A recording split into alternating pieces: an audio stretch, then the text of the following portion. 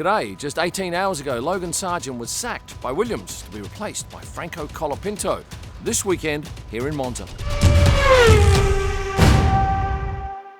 F1's a tough game, and when you make a mistake in F1 as a driver, you make it in front of millions and millions of people. And yesterday, Tuesday, before the Monza Grand Prix, Williams decided to end his contract and replace him with a young Argentinian driver, Franco Colapinto. I remember the day that Logan got the nod for that drive. It was 2022, last race of the season, and he had to finish in a certain spot to guarantee him the drive. Well, he did adhere to that criteria, and I caught his mum afterwards with Doralton's CEO, Matthew Savage, celebrating that event. Logan and his family were elated, and there were great hopes for the young American driver. However, less than 2 years later, it's ended in tears. Of course, everybody who comes into this competition wants to win a world championship, but in the last, 23 years, we've only had 8 world champions, and lots of drivers come and go. Will he be at the track this weekend? I doubt very much. Normally when a driver is let go, the track is the last place they want to be. Certainly his manager will be busy finding him options for next year, but for the moment, you can pretty much be assured that Logan will be doing plenty of golfing and fishing and probably paying scant regard to Formula One for a period of time. His trainer Elias is in his first year of F1, so he won't be doing a full season, although I should stand corrected. I'm not sure who Franco Colapinto's trainer will be. I doubt it would be Elias. What will he do? Well, I had a chat with him about that the other day, and he mentioned that he quite likes working with lots of different clients, so that might be what he ends up doing. The last driver to be sacked mid-season? Well, you don't have to go back very far because it was last year. Nick De Vries ousted for Daniel Ricciardo. So what happens now for the team with the driver being changed between races? Certainly their garage livery has to be changed. This is what it looks like today, Wednesday prior to the Grand Prix. Logan's image and name all over the garage. And of course signage like this out the front of the paddock will need to be changed at some point. I doubt though whether they'll get a chance to do it for this race. Last night I was on the Williams website, and there's much to be done here because Logan merchandise is promoted big time. What would the timeline of this particular driver change look like? Well, I imagine there's been much going on behind the scenes, certainly negotiating with Franco's manager, striking a deal, and then Logan would have been alerted and asked not to say anything before an announcement was agreed upon. Text for the media release confirmed, and then just prior to the announcement being made, and I'm guessing anywhere between 60 and 30 minutes prior, all of the team would be told, plus all sponsors. Why sponsors?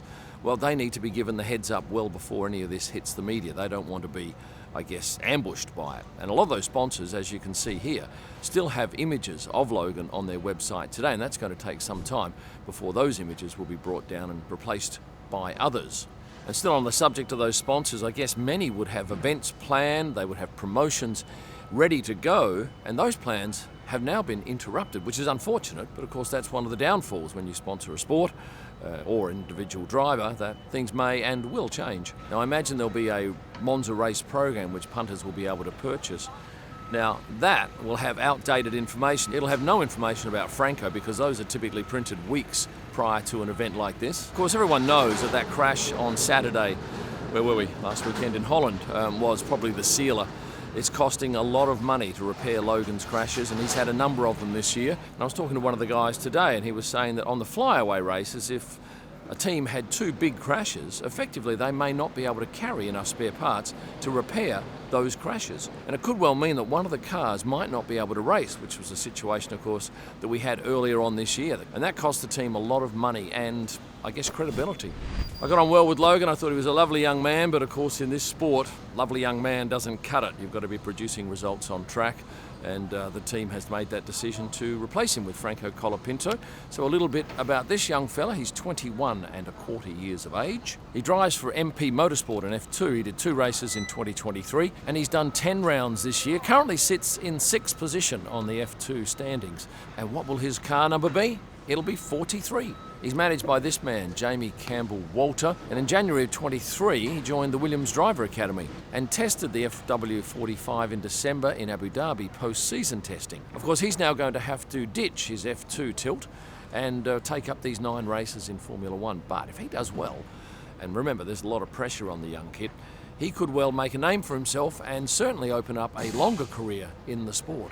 Now on the question of pressure, it's tough for these young kids. Really, I think Williams will be doing all they can to just get him around safely. that might well be enough for the youngster to get his confidence in the car, because if he has a crash or two early on, he may end up being a liability like Logan was. Certainly tomorrow, media day here in Monza, there will be huge interest on Franco walking in. In fact, I'm doing this the day prior and I was hoping to see him here, although there's not much that he could do because everything's still under construction, as you can see. Now, if you're wondering when the last time an Argentinian was on the F1 grid, I can tell you it was 23 years ago. And to be perfectly honest, I didn't realise he had a super licence. And what was his reaction? Well, on Instagram he said no words and then said very, very happy. In Argentine, in Portuguese, in Spanish. What will he need to do prior to getting in that car for the first time?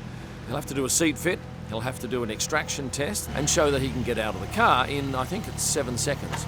There's no doubt he'll be in huge demand by the media, and I'm not sure that the team will want him speaking to everyone. They might just pick a few important people and just ease him into things. And will there be any Franco merchandise? No, I don't believe so. It's certainly something that takes some time to organise, but I can imagine there'll be some deals on the Logan merchandise which is left over. What difference will it make for me? Well, I had to change all of my presets on my Stream Deck. This is a unit that I press one button and it does a whole lot of keywording, so I had to get rid of Logan's name, replace it all with Franco Colapinto and his details. And certainly pictures of the young fella will be in high demand by media all around the world.